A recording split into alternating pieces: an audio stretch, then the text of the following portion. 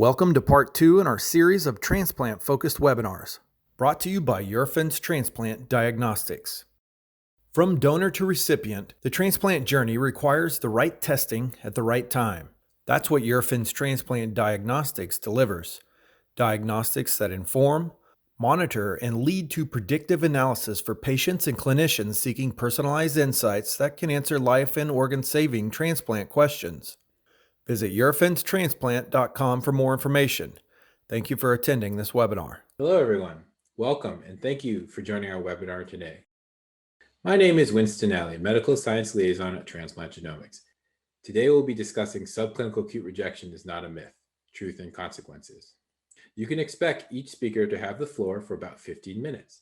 We will start with Dr. Peter Nickerson, Medical Director of Transplant at the University of Manitoba. He will be discussing the consequences of not treating subclinical rejection. This will be followed by Dr. Rajil Mehta, Associate Professor in the Division of Transplant Nephrology at the University of Pittsburgh Medical Center, and he will be presenting on the impact of borderline rejection.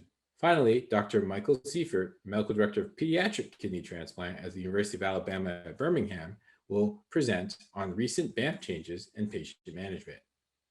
Following the last presentation, we will conduct a short Q&A session. If you have any questions during the webinar, please type them into the chat window and we'll address them during the Q&A. Thank you. Without further ado, I'll turn it over to Dr. Nickerson. I want to thank the organizers today for the opportunity to come and share with you this talk on the consequences of not treating subclinical rejection. This has been an area of interest for well over 25 years of mine, and I'm happy to share my data with you. I have some consultancies and honoraria to disclose, and I will not discuss off-label or investigational use of drugs. So the beginning of this is a study that was conducted by David Rush in Winnipeg, going back to the 1990s, where he did a prospective randomized trial where we took patients and they were on cyclosporin, Imuran, and prednisone, and they were randomized to be on surveillance biopsies at 1, 2, and 3 months versus being in a control arm where they had no protocol biopsies. And therefore, we were not able to find or treat subclinical rejection. The ethics board felt that if we did the biopsy and we saw rejection, we would have to treat it. So the only mechanism was to have a control arm with no biopsies. The endpoints of this trial were to look at the 6-month acute and chronic Banff scores, and at 24 months to look at the serum creatinine. Now, in the biopsy arm, what we found actually was quite surprising. We found subclinical rejection at Banff 1A or higher in 43, 32, and 27% of the 1, 2, 3 month protocol biopsies, and these were treated with pulse steroids. At 6 months, we found that everybody had a protocol biopsy here, both the control and the biopsy arm, and we found that the investigational arm only had a 15% prevalence of I plus T greater than or equal to 4, compared to 32% in the control arm. Now, this wasn't significant, but when we looked at chronicity, we saw a marked difference in chronicity with a CI-CT score greater than or equal to 2, being 6 versus 24, and this was significant. When we looked at the serum creatinines between the control and the biopsy arm, we didn't see any separation for the first several months, but we actually saw this occurring once we got beyond 6 months, and by 24 months, there was a significant difference in creatinine.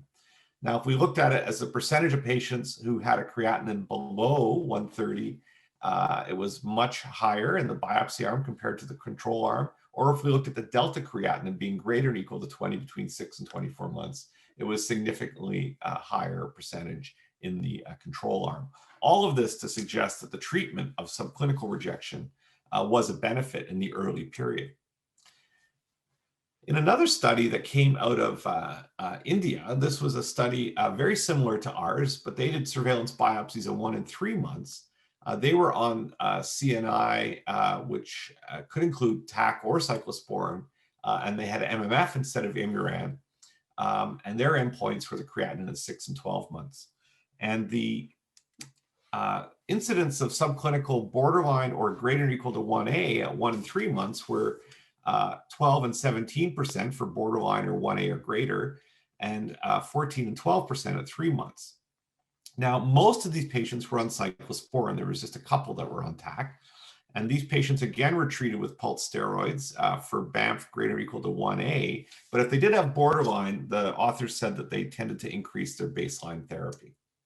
Now, again, when you look at the outputs in terms of the serum creatinine, you can see that by 6 and 12 months, it was lower in the biopsy arm as compared to the control arm, again, supporting the concept that early inflammation and treated could prevent the subsequent development of graft dysfunction. And then finally, we have this study from Europe, which again had a very similar design, except their surveillance biopsies were at 3 and 12 months, and their endpoints were 2 and 3 year creatinine and eGFR. And what they found was that, again, there was a prevalence of subclinical greater than 1A of 11% at 3 months and 23% at 12 months. And again, in this group, they were more equally distributed between cyclosporin and TAC. If they had 1A or greater, they were treated with pulse steroids. And again, what they saw was when they looked at the biopsy arm, they had improved eGFR at 36 months as compared to the non-biopsied arm. So we have a consistency across these 3 studies, all of which are supporting the idea that treating early subclinical rejection is of benefit. The next question becomes, well, how do you prevent subclinical rejection? And here there's been a lot of work looking at the difference between cyclosporin and tacrolimus. This was a multi-center Canadian study where we took patients on TAC, MPA, and prednisone with no induction therapy. And we found that their clinical rejection rates were 9%, as most people would see, and the graft survival at 2 years was 92%. Again, we did the same design. We did protocol biopsies in one arm in 1, 2, 3 months, and at both arms had a protocol biopsy at 6 months. And what we found here was that the subclinical Banff 1A rate was actually substantially reduced on tacrolimus as compared to cyclosporin. It was now 8% at 3 months and almost 9% at 6 months. And in terms of renal function, we didn't really see any difference between the groups out to 24 months. Now, if you think about the European study I just showed you, they actually didn't start seeing separation till 3 years. And so what we didn't have was long-term follow-up to 5 years to see whether it made a difference in this group. But it generally led us to believe that the use of tacrolimus was a benefit to try and prevent Banff 1A subclinical rejection. In another study out of Australia, where they were looking at the benefit of tacrolimus at limiting I-IFTA, you can see here on cyclosporin era, they had a rapid increase in I-IFTA in the first several months in their protocol biopsy studies, whereas in the tacrolimus era, that was delayed significantly and to lower levels under tacrolimus-based therapy. When they looked at multivariate correlates of I-IFTA, it was early cellular rejection, it was early vascular rejection, but tacrolimus was protective versus cyclosporin in the study out of Australia. In our own study, what we found was that in terms of prevention of de novo DSA, that in fact, tacrolimus also was about a 2.6-fold lower rates of de novo DSA as compared to cyclosporin-based regimes, again suggesting that we can minimize allo recognition and alloimmunity on improving tacrolimus-based immunosuppression as compared to cyclosporin. And I suspect that's the dominant reason why many of us have gone to tacrolimus MPA-based therapy for our patients. Now, if we do develop a de novo DSA, one of the things that we reported in our cohort was that these patients actually have a much poorer graft survival out to 10 years as compared to those patients who are not developing a de novo DSA. And what led to the development of a de novo DSA in our studies, and many studies that have gone on around the world now, is clinical and subclinical TCMR in the first year is linked to the future development of de novo DSA and ABMR. When we looked at those patients who were going to develop a de novo DSA, and we looked at the rate of decline of renal function, in those patients who never developed a de novo DSA, their rate of decline of renal function was at a rate of minus 0.43 mils per minute per year. But in those patients, even before they developed a de novo DSA, they were already losing graft function at a faster rate as compared to the stable cohort. And that led us to think that a lot of this was subclinical cellular rejection that was going on in these patients before the de novo DSA showed up. And then after the de novo DSA showed up, we had an acceleration of the loss of renal function. Again, suggesting we now had layered a new process on top of what was probably a subclinical cellular rejection prior to this time point. When we look at the rate of graft loss, if you have a clinical onset of a de novo DSA, in other words, graft dysfunction with the de novo DSA shows up for the first time, these patients on average lose their grafts in the next 3 to 3.5 years. But in those patients who develop a subclinical de novo DSA, in other words, their renal function is fine when the de novo DSA shows up, they have also a loss of function, but the time to a 50% graft loss is now delayed out to 8 years. But that is not to say it's not detrimental. In fact, it's showing you that, in fact, a de novo DSA, whether it's clinical or subclinical, can lead to premature graft loss. Now, when we did biopsies in these patients at the time of onset of the de novo DSA, we found that there was mixed rejections in these patients, that 76% had ABMR and 61% also had TCMR at the biopsy for the de novo DSA. And when we looked at what predicted graft loss in these patients, it was two things. It was both tubulitis and the development of chronic glomerulopathy, or CG. And these were independent of each other in predicting graft loss, suggesting that both the cellular and the antibody-mediated rejection were driving graft loss in these patients. Now, what predicts alloimmunity? Well, we've shown in our studies that the degree of molecular mismatch at DR and DQ is a strong prognostic biomarker for primary alloimmunity that can be derived right at the time of transplant. About 25% of our cohort is low risk for developing a de novo DSA. 35% are at intermediate risk, and 40% are at high risk over a 10-year horizon. Now, that's interesting, but the real question is, what's their risk of developing a rejection response? And we saw that indeed in these patients, the risk stratification also layered out their risk for developing ABMR over the first 10 years. But more importantly, it actually stratified their risk in the first 12 months for developing TCMR of a Banff 1A or higher. And that, I think, is interesting, because at the time of transplant, then you know who's at high risk for developing a de novo immune response. So this brings me to the point that the control of alloimmunity remains a key unmet need in transplantation. We get graft loss because of development of fibrosis, either in the tubular interstitial compartment or in the glomeruli. What's driving it in the interstitial compartment can be a number of things. It can be CNI toxicity with BK nephropathy. It can be older donors who repair poorly. It can be ischemia reperfusion injury that results in delayed graft function and injury to the tissue. But importantly, many times it can be smoldering T-cell mediated rejection. Most of the cellular rejection we see nowadays is subclinical more than clinical. And in terms of fibrosis within the filters, this is driven by ABMR. Again, it can be chronic active ABMR, again, more commonly subclinical than clinical, and this is driven by a de novo DSA. And both of these processes, TCMR or de novo DSA, are driven by the HLA molecular mismatch. Now, in terms of how have we done in our prevention of primary alloimmunity over the first year, if we look back over the last 40 years, as we've improved our maintenance immunosuppression, we've seen that clinical TCMR has decreased significantly, down to the 5 to 15% level that we've seen really since the early 2000s.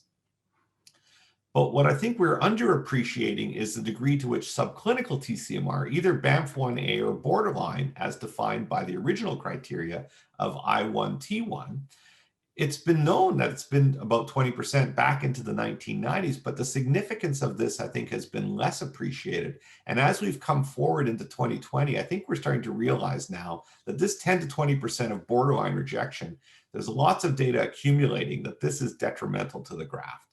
not only do we have this subclinical TCMR, but we have about 1 to 10% in the first year developing de novo DSA and ABMR, depending on the level of immunosuppression. And what's not really talked about is the fact that a lot of the times when we've treated these rejections, there's actually a significant percentage that are refractory to our therapy if you actually do a follow-up biopsy. And this tells us that what we really need is good monitoring tools to look for subclinical rejection. Either what we have is creatinine surveillance biopsy, but what's emerging is the idea of non-invasive immunoassays. And with that, I'm going to stop and just acknowledge the work of many of our collaborators, and in particular, David Rush in Winnipeg, and my colleague Chris Weed, Denise Pachenko, Ian Gibson, and Rob Balshaw at the University of Manitoba. And with that, I'll stop and pass it on to the next speaker. Thank you, Dr. Nickerson, for that fantastic presentation. Now, please allow me to introduce Dr. Mehta. Hello, and welcome to this symposium on subclinical rejection is not a myth. I'm Rajil Mehta, and I'm a transplant nephrologist at the University of Pittsburgh Medical Center. I would like to thank Transplant Genomics for giving me the opportunity to share some of our perspectives and some of our work on this very commonly diagnosed entity. My talk will be focused mostly on borderline rejection and its clinical impact and implications. I don't have any disclosures. A key observation made almost 40 years ago is that not all infiltrate signifies rejection. And if there's any specific infiltrate that this refers to specifically, I would say it's borderline rejection. And the reason is simple. Borderline changes can be associated with a lot of other conditions. These could be non-alloimmune or alloimmune. Some of the non-alloimmune causes that we see commonly are BK virus nephritis or interstitial nephritis, and sometimes also with alloimmune factors when there's associated microvascular inflammation or DSA, it is important to rule out antibody-mediated processes. Once these are ruled out, you can be fairly sure that this would then fall under the category of borderline change suspicious for acute T-cell mediated rejection. And then all that's left is to try and decipher whether this is clinical or subclinical, because it may make a difference in the overall prognostic outcome. So should we really care about borderline TCMR? And the answer really depends on whether these minor infiltrates, which seem relatively benign, have any impact on the. And so in order to explore the short-term effects a little bit further, we undertook a study. This was a pilot study a few years ago of around 200 patients. And we essentially separated them out on the basis of their 3-month protocol biopsies into patients who had absolutely clean biopsies and those who had minor interstitial inflammation or tubulitis on their biopsies. And these are patients who did not have any prior rejections. We followed these patients out over 2 years, and what we found was that the patients who had minor infiltrates on their biopsies tended to have a greater number of subsequent rejections. These included both clinical and subclinical rejections, and also greater formation of donor-specific antibody. Now, we know that all inflammation is not created equal. Interstitial inflammation may not have the same effects of tubulitis or a combination of the two. So in order to look into this a little bit further and to determine the relative impact of interstitial inflammation as opposed to tubulitis or a combination of the two, we undertook this second study with a larger cohort of patients. And here we had 4 groups. One was the no inflammation group, which had absolutely clean biopsies. These are 3-month protocol biopsies. The second was the interstitial inflammation group. And the third and the fourth groups were tubulitis. The third group was tubulitis without interstitial inflammation. And the fourth group was tubulitis with interstitial inflammation. And in doing so, it also kind of got to the 2 categories of Banff, which have changed over the years, namely the Banff 2005 classification, where tubulitis without interstitial inflammation was also included under the Banff category. And now the Banff 1997 classification is similar to the Banff 2019 classification with a requirement for interstitial inflammation of at least 10%. So what we found in these 4 groups is that the no inflammation and the interstitial inflammation alone groups really had no major impact on the endpoints that we chose. Both the tubulitis groups did have some impact. The tubulitis without interstitial inflammation had some impact on de novo DSA formation, as well as IFTA formation down the road. But the group with tubulitis with interstitial inflammation really had the maximum impact, because it not only impacted de novo DSA formation down the road, it also caused greater amount of IFTA and was also associated with subsequent rejection and impacted outcomes as well. In this figure on the left side, you see the impact of tubulitis with interstitial inflammation on outcomes. Here we chose a composite endpoint of acute rejection and death-censored graft loss. And the hazard for reaching this endpoint was around 2 compared to the other groups combined. Now, we did not find a difference in the outcomes when we considered the hard endpoint of death-censored graft loss alone. Now, this is a little bit different from Nankivell's series reported from Australia.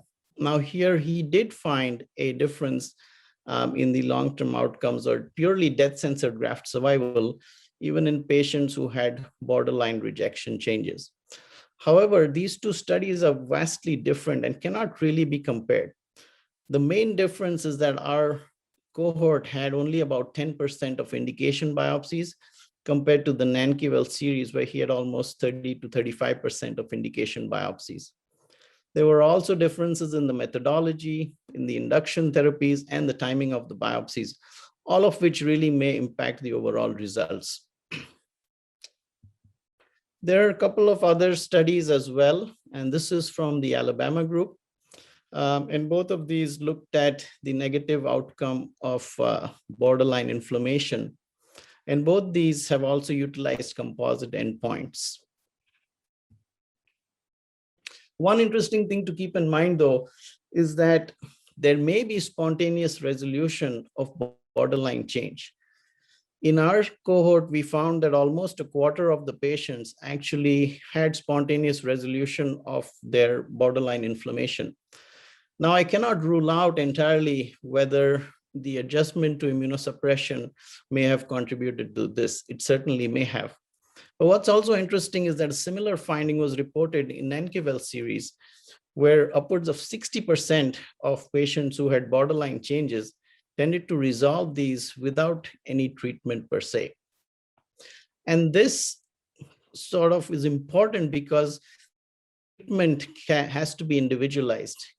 So what are centers doing at the current time in terms of treating borderline changes? This was a survey we did a couple of years ago. The primary action across centers in the United States. And in this one, on the left panel there, in the upper panel, you see clinical borderline TCMR. And in the lower panel, you see subclinical borderline TCMR. What you will note here is that most centers tend to make some changes based on the finding of borderline change. Either increase the immunosuppression treated with PO steroids or even IV steroids. And we don't as yet know what is the best thing to do. And hopefully future studies will help us determine this. There are other things we don't know fully about borderline change as well. We don't know if there are factors present at the time of transplant, which may perhaps predispose to borderline changes and subsequent rejections. This was an interesting study from Peter Nickerson's group in Manitoba. And here they found an independent correlation between the HLA, DR, and DQ molecular mismatches with occurrence of borderline changes and also persistent rejection. This is interesting because this being a fixed variable may then impact rejections later on as well and have a tendency to cause these later on. So more work really needs to be done with regard to both the etiologies, the specific risk factors, and the treatment aspects of borderline rejection. So to conclude, borderline changes suspicious for T-cell mediated rejection are not always benign, and this applies both to clinical as well as subclinical borderline. It is associated with subsequent DSA, as well as rejections and progression of IFTA, that is interstitial fibrosis and tubular atrophy. We found that the lower threshold of I1T1 is more predictive of future clinical rejections. Spontaneous resolution has been documented in a proportion of borderline change, and therefore the treatment has to be individualized in this case. And we definitely need more studies looking at the natural course of borderline change and also the long-term outcomes. Thank you for your attention. Thank you, Dr. Mehta, for that excellent presentation. I would now like to introduce our last speaker, Dr. Seifert. Appreciate the opportunity to join Drs. Nickerson and Mehta and talk about the impact of recent changes in the Banff diagnostic criteria on the diagnosis of subclinical acute rejection, and also toward the latter part of the talk, discuss some approaches to the diagnosis and management of subclinical rejection as well. I have nothing relevant to disclose in the context of this presentation. So subclinical rejection has really been included in the Banff consensus guidance for over 20 years now. These are some sample statements that were taken from the Banff 1997 iteration, mentioning that mononuclear inflammation was present in many protocol biopsies from patients without symptoms. They also documented in the narrative portion that mild tubulitis has been documented in biopsies from well-functioning allografts, and even used the formal term subclinical rejection in describing that 1/3 of patients had I2T2 lesions, but had less than a 10% change in serum creatinine, which we would all recognize now as being a subclinical rejection phenotype of TCMR. However, 15 to 20 years later, we're still talking about subclinical rejection in the context of Banff.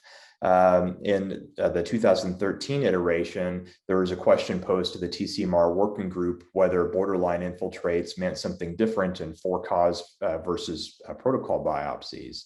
There was also discussion of subclinical ABMR, or now AMR, recognizing that it has important clinical implications, even in non-sensitized patients with de novo DSA, and even thought about subclinical AMR with respect to long-term outcomes, and that 12% of patients had subclinical AMR with more graft scarring and transplant glomerulopathy after 1 year post-transplant.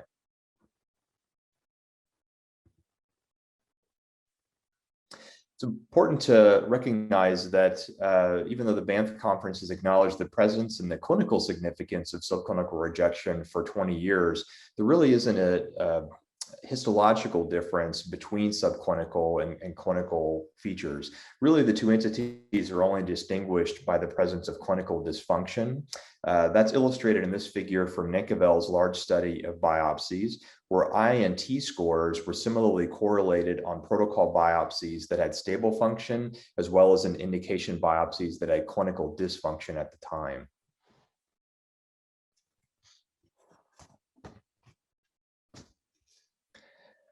There's been longstanding recognition of the significance of subclinical phenotypes of rejection, including borderline T-cell mediated rejection. However, the diagnostic criteria for borderline TCMR has changed somewhat over the last 20 years. As you can see in the original, or at least the older iteration in 1997, the criteria required at least I1T1 in order to meet the diagnosis for borderline changes suspicious for T-cell mediated rejection. This guidance was softened somewhat in 2005, where the criteria for at least limited tubulitis was maintained, but now you were allowed to diagnose subclinical rejection without the presence of significant interstitial inflammation. This generated the isolated T lesion, or the T1I0 lesion, that was recognized as borderline for several years. That guidance softened somewhat in 2015, where the guidance allowed you to retain the older I1T1 threshold as long as that was made clear in the report and subsequent manuscripts. And then 1997 criteria requiring a threshold of at least I1T1 to make a diagnosis of borderline TCMR. Now, several recent studies have supported the I1T1 threshold for borderline TCMR because that threshold seems to have an outsized impact on long-term outcomes. For example, in this aforementioned study, you can see that isolated T lesions from the Banff 2005 definition actually track pretty well with normal biopsies that had scores of I0, T0, and both groups had excellent long-term graft survival. This is in contrast to biopsies that had I1T1 borderline lesions that had poor graft survival that was similar to biopsies that had full T-cell mediated rejection. Similarly, the Manitoba group recently showed that I1T1 borderlines were associated with more graft loss, as seen in the upper left-hand panel, and more de novo DSA, as showed in the lower right-hand panel, compared to a group without TCMR that importantly included those biopsies that had isolated T lesions or I0, T1 scores. Our group recently published outcomes of 6-month surveillance biopsies in over 400 adult transplant recipients. We found that isolated T lesions had increased incidence of our composite endpoint that was consistent with I0, T0, but that I1T1 borderlines had the worst outcomes. As you can see in our multivariable model below, I1T1 borderlines had over 5-fold increased hazard for our composite endpoint in a multivariate Cox model. Now, these data support the recent change to the I1T1 threshold for borderline that was put forth in the Banff 2019 consensus.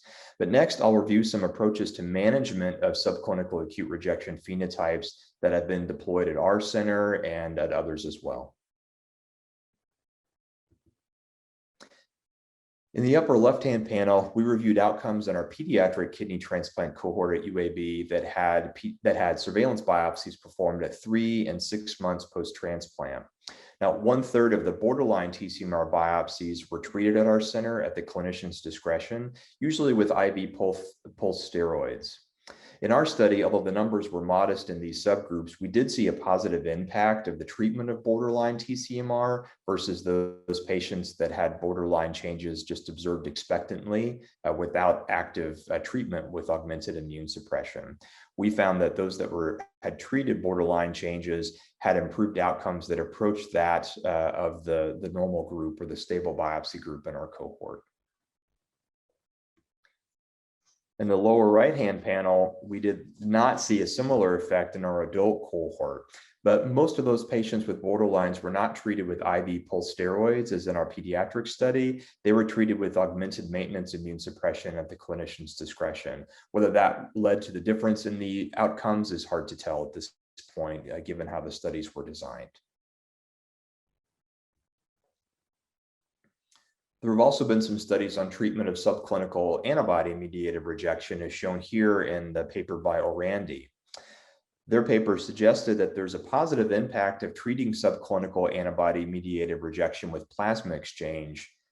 Treating the subclinical AMR lesions with plasma exchange mitigated the statistical difference in risk for graft loss compared to a persistent 3-fold increased risk in those patients that were observed without the application of plasma exchange to their treatment regimen.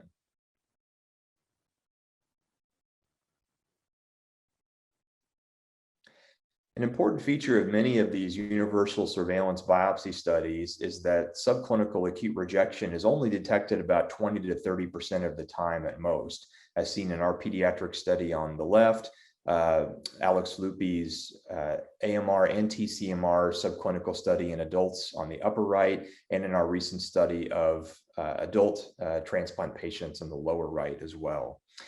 Since 20 to 30% of them are abnormal, that means that 70 to 80% of these biopsies are actually normal and consistent with clinical findings and could be viewed as unnecessary therapies in this population. So one more targeted approach to surveillance biopsies is using non-invasive biomarkers. In recent years, urinary levels of CXCL9 and 10 have been validated as non-invasive biomarkers of transplant injury that may help guide treatment, since in some studies the levels decrease in response to treatment, as shown in the lower left-hand panel. A similar trend was seen in the CTOT-08 study that used a peripheral blood gene expression biomarker of subclinical acute rejection, as seen in the lower right-hand panel. Again, that the value of the biomarker was increased at the time of subclinical acute rejection and decreased in those that had a response to treatment, as evidenced on follow-up biopsies 4 to 8 weeks later.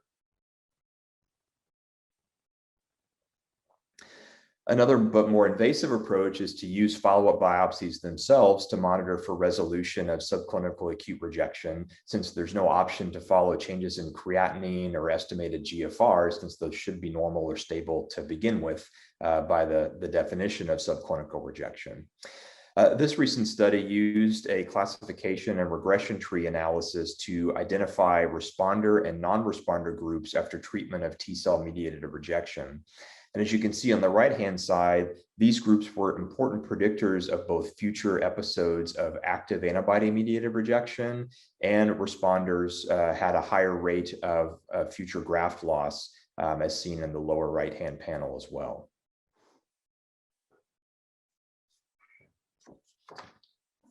Finally, molecular pathology may help discriminate which subclinical acute rejection episodes are a little bit more TCMR-like and which episodes are more like stable or normal biopsies.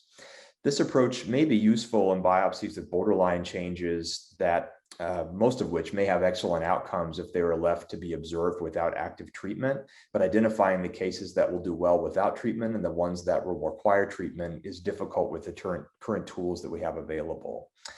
In the upper panels, the group used gene expression profiles from tissues themselves to generate or to identify genes that were associated with rejection and with non-rejection. And when you applied those to borderline biopsies, including the group with isolated T lesions in the lower left pie chart and those with Banff 2019 borderline lesions of I1T1 on the lower right, you see some interesting things. Especially in the lower right-hand panel, you see that 63% of biopsies that had I1T1 lesions meeting criteria on TCMR by the most recent iteration of Banff had molecular features that were consistent with biopsies that were more normal or stable. And this could be considered as a signal to observe these borderline biopsies rather than treat them actively and potentially expose patients to unnecessary levels of immune suppression. But this kind of biomarker-guided therapy is still under study, but it does hold some really interesting promise for more targeted precision management of surveillance biopsy findings going forward. So in summary, the new definition of subclinical borderline T-cell mediated rejection, needing an I1T1 threshold for diagnosis, has more subsequent de novo DSA and clinical rejection, as well as long-term graft loss compared with the older 2005 definition that used an I0T1 threshold. Treating borderline changes at this new threshold, as well as subclinical antibody-mediated rejection, may improve outcomes, but the optimal treatment regimens and how long to treat them and which patients will ultimately benefit still remains largely unknown. It's important to recognize that 70 to 80% of universally applied surveillance and protocol biopsies are going to be normal, which will often lead to unnecessary interventions. So it'll be important to watch for clinical and molecular classifiers, as well as urine biomarkers that may help identify some of the high-risk patients that may benefit most from a surveillance biopsy, and may even help to guide therapy of those biopsy findings, since we won't be able to use changes in GFR or creatinine to guide therapy in those patients. I'd like to thank everyone for the opportunity to speak on this topic today, and just would like to list my acknowledgements and levels of grant support at the conclusion of the talk. Thank you very much.